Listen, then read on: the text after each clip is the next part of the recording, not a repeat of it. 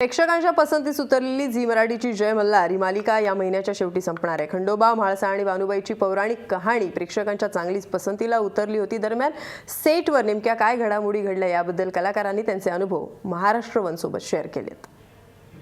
प्रेक्षकांचा भरभरून प्रतिसाद लाभलेली जय मल्हार ही मालिका आता खरं तर संपणार आहे। तुम्ही ऐकता ते अगदी खरं आहे, ती मालिका संपते, पण आज आपल्यासोबत या मालिकेतले काही लीड कॅरेक्टर्स आणि आपण त्यांच्यासोबतच बोलणार आहोत। अर्थात आपल्यासोबत पहिली आहे ती म्हणजे पार्वती अर्थात सुरभी हांडे। मी म्हाळसालाच मिस करेन आणि माझे हे कॉस्ट्यूम हे सगळं मला परत नाही घालता येणार, या साड्या नंतर हे दागिने, आमची हेअरस्टाईल रोजचे ते। आणि आता तुम्हाला घुंगरांचा आवाज आला असेल आणि अर्थातच आता आपल्यासोबत स्वतः खंडोबा आहेत, आता देवदत्त नागे। जेव्हा माझ्या आईवडिलांनी मला देवदत्त हे नाव बहाल केलं, म्हणजे देवाने दिलेला, तेव्हा ते लक्षात आलं की नाही, आपण स्वतःचं काहीतरी करणं फार गरजेचं आहे। आणि साक्षात खंडेरायांनी तसा आशीर्वाद दिला आणि ते म्हणाले की तुझं नाव देव आहे, तर तू माझ्याच रूपामध्ये लोकांसमोर त्याच नावाने ये। आणि त्यानुसार मी, माझं जे नाव खरं नाव आहे देवदत्त, देव देवा, त्याच नावाने मी तुमच्यासमोर आलेलो आहे। तुम्ही या खंडोबाच्या रूपाने तुम्ही तुला भरभरून प्रेम दिलं, ह्याच्या पुढे तुला काय शुभेच्छा त्यांच्याकडनं हव्या असतील? आपण गणेशाला, गणपती बाप्पाला आपण बुद्धीचा देवता म्हणतो, त्याच्यानुसार आपण आपली पावलं टाकत असतो। आणि ह्या गणेशाचे वडील तर महादेव, जे मला साकारायला मिळाले। गणेश समजा दरवर्षी तुमच्यासमोर येतो, तर मग महादेवचा तुमच्या समोर येणार असते, तुमच्या समोर ते हटणार नाहीत।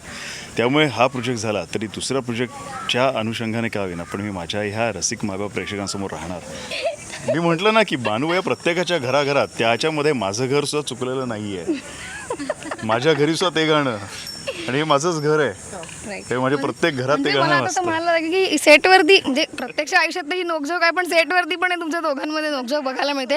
आता हा होता देवदत्त नागे अर्थात आपले खंडोबा, आणि आता आपल्या सोबत आहे बाणाई। कळत नाही खरं तर की 3 वर्ष एकच काम केलं आहे म्हणून, एक कलाकार म्हणून मलाही असं माझी कलाकारात्मक जी भूक आहे ती जरा जागी होते। आणि मला असं की बा आज आता नवीन काम करूया, नवीन काहीतरी शोधूया, पण ॲट द सेम टाईम हे खूप आपलंसं झालं आहे, सगळी लोकं आपलीशी झाली आहेत, काम आपलंसं झालं आहे, बानू आपलीशी झाली आहे ना की देवदत्ताला विचारलं की बानुबया गाणं, त्या गाण्याची प्रचंड क्रेज होती। म्हणजे अक्षरशः तुला खरं सांगू, ज्या क्षणी बानूबया हे गाणं मी ऐकलं, जेव्हा माझं लग्नाचं शूट होतं, मला असं मुंडावळ्या लावून उभं केलं होतं, पिवळी साडी वगैरे, खूप दागिने वगैरे आहेत, आणि पहिल्यांदाच बानू सोनेरी दागिन्यात, म्हणजे सोन्याच्या दागिन्यात दिसणार होती। सो मला तर सगळं नवीन होतंच, खूप फॉर्मल लुक होता, आंबाडा वगैरे, गजरा, तर मला असं जरा खरंच नवरीसारखं वाटत होतं। माझ्या आजूबाजूचे लोकही मला विचारत होते की कसं वाटतंय, उद्या लग्न आहे तुझं वगैरे। म्हणलं अहो लग्न शूटिंगमध्ये आहे, खरंच लग्न नाही आहे।